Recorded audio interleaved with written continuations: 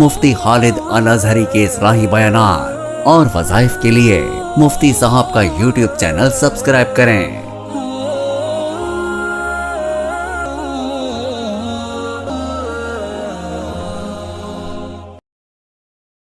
نحمده ونصلي ونسلم على رسوله الكريم اما بعد فاعوذ بالله من الشیطان الرجیم بسم اللہ الرحمن الرحیم۔ معزز سامعین کرام، السلام علیکم ورحمۃ اللہ وبرکاتہ۔ ہم پیارے آقا صلی اللہ علیہ وسلم کے ماننے والے ہیں۔ نبی کریم صلی اللہ علیہ وسلم چونکہ اخلاق کریمانہ کے مکمل کرنے کے لیے اللہ نے انہیں مبعوث کیا تھا۔ آپ نے فرمایا بعثت لأتمم مکارم الاخلاق، میں اخلاق کریمانہ کی تکمیل کے لیے بھیجا گیا ہوں۔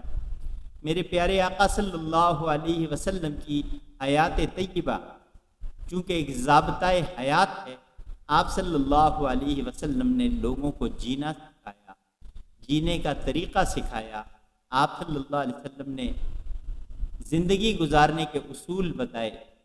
انہی میں سے ایک طریقہ میرے پیارے آقا صلی اللہ علیہ وسلم نے ارشاد فرمایا کہ چند مواقع ایسے ہیں جس میں خاموشی تمہیں نجات دے دیتی ہے۔ فرمایا من صمت فقد نجا، جس کسی نے خاموشی اختیار کی اس نے نجات پا لی۔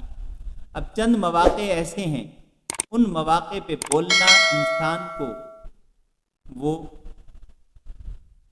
ناکام و نامراد انسانوں میں شامل کر دیتا ہے۔ وہ چند مواقع جس میں خاموش رہنا ضروری ہے، وہ سب سے پہلے موقع جہاں آپ کو کوئی اہمیت نہ دے رہا ہو وہاں پہ آپ خاموش۔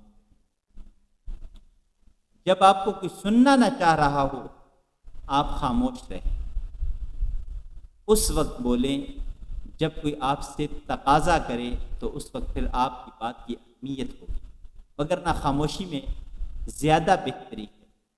دوسرا وہ موقع جب کوئی شخص آپ کے سامنے اپنے جذبات و احساسات بیان کر رہا ہو تو آپ خاموشی سے اس کی بات سنیں۔ وہ اپنے دل کی بات آپ کے سامنے پیش کر رہا ہے، بیان کر رہا ہے، اس وقت آپ خاموشی سے سنیں گے تو وہ شخص آپ کے سامنے آپ کی عزت اس کی نظر میں بڑھ جائے گی کہ یہ شخص میری بات کو غور سے سن رہا ہے۔ یہاں پہ آپ کا خاموش رہنا وہ زیادہ ضروری ہے، اس لیے کہ وہ اپنے احساسات آپ کے سامنے رکھ رہا ہے۔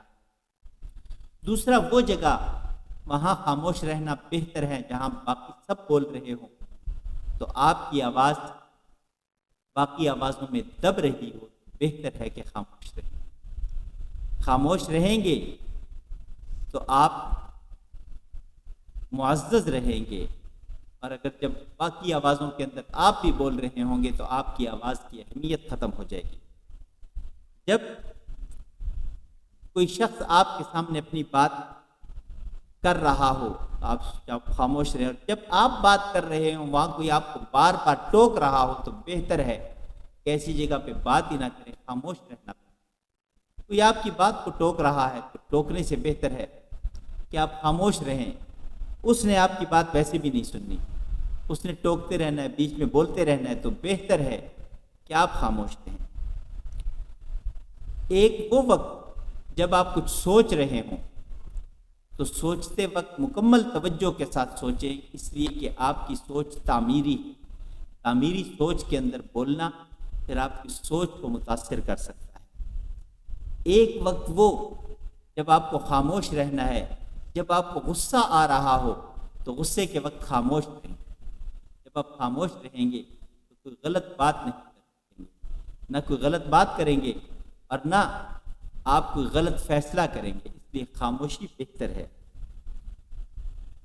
اور ایک اس وقت آپ خاموش رہیں جب آپ کو پتہ ہو کہ میں اس معاملے میں جانتا کچھ نہیں، مجھے نہیں پتہ۔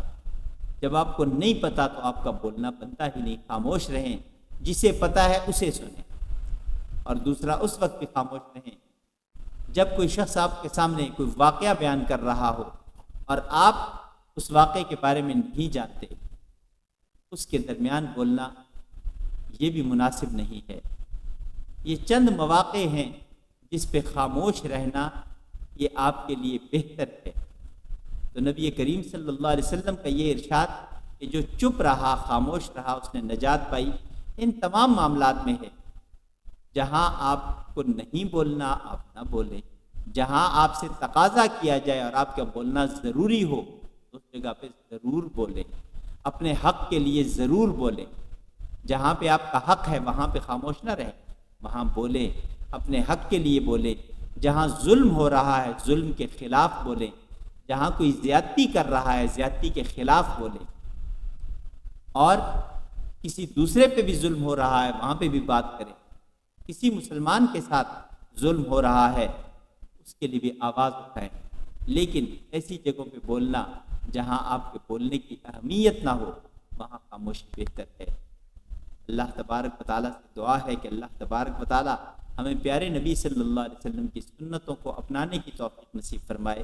زندگی باقی، ملاقات باقی، وآخر دعوانا ان الحمدللہ رب العالمین۔ مفتی خالد صاحب سے مزید رہنمائی، وظائف اور اسلامی مسائل کے حل کے لیے ہمارے چینل کو سبسکرائب کریں، بیل آئیکن دبائیں اور دین کی روشنی اپنے دلوں میں جگائیں۔